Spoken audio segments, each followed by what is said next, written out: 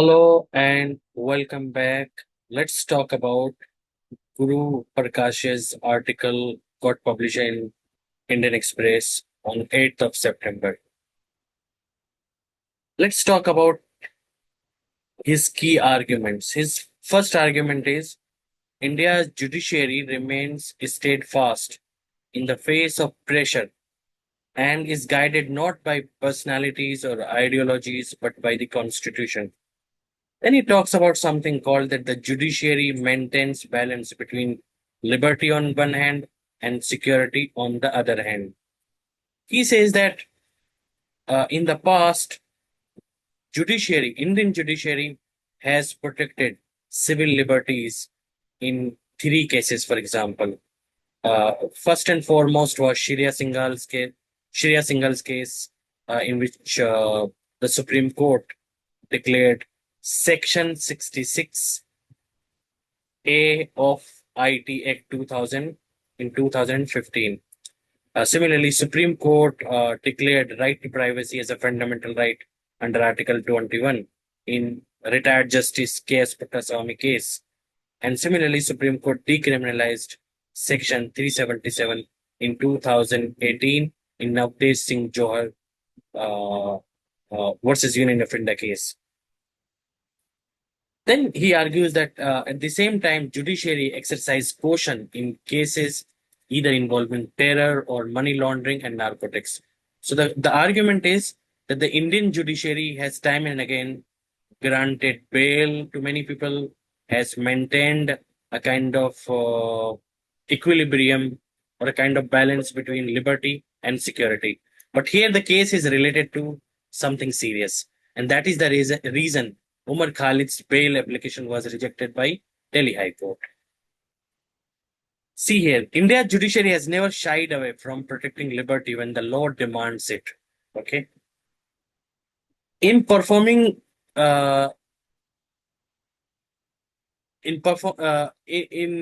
similarly, courts have shown equal alacrity in upholding the need for caution in cases involving terror, money laundering, and narcotics.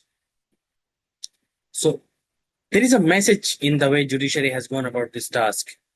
So one thing is that faith in institutions cannot be selective. His argument is, at one point of time, you appreciate the judiciary when it strikes down laws we dislike, and then dismiss the judiciary, calling it biased when it denies bail to someone we support. This very key argument he's making over here.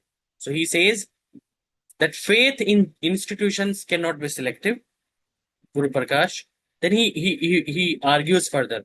One cannot hail the judiciary when it strikes down laws we dislike and dismiss it as biased when it denies bail to someone we support.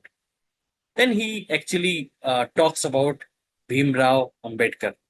And Bhimrao Ambedkar reminded us that constitutional morality is not a natural sentiment. It has to be cultivated. He meant that true democracy rests not just on rights and freedoms, but on the discipline that comes with respecting institutions. So his argument is sometimes the judiciary upholds liberties and sometimes it maintains a balance in order to maintain security, in order to maintain national interest. So you cannot have a selective approach. At one point of time, you criticize the judiciary. At the other time, you appreciate it. It cannot be selective. Similarly, he supports Citizenship Amendment Act, and he says that the CA is designed as a constitutional shield for those persecuted minorities.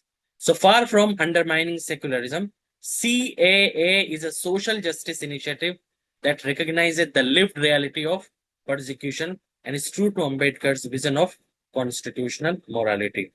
Let's now come back to the last point.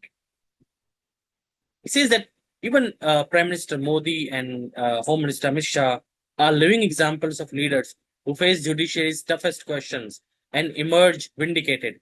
But they trusted the system. They never criticized it.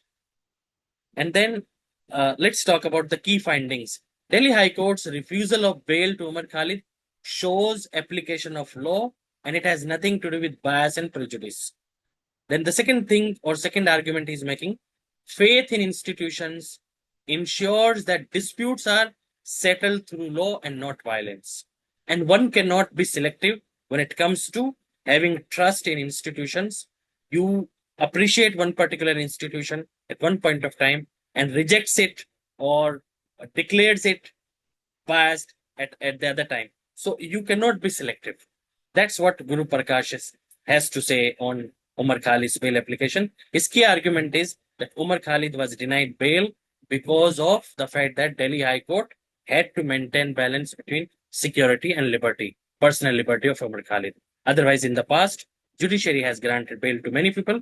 Judiciary has never shied away while declaring certain controversial issues as unconstitutional. For example, Section 66, capital A of the IT Act was very famously declared unconstitutional by the Supreme Court in 2015. Similarly, 377 was decriminalized by the Supreme Court in 2018.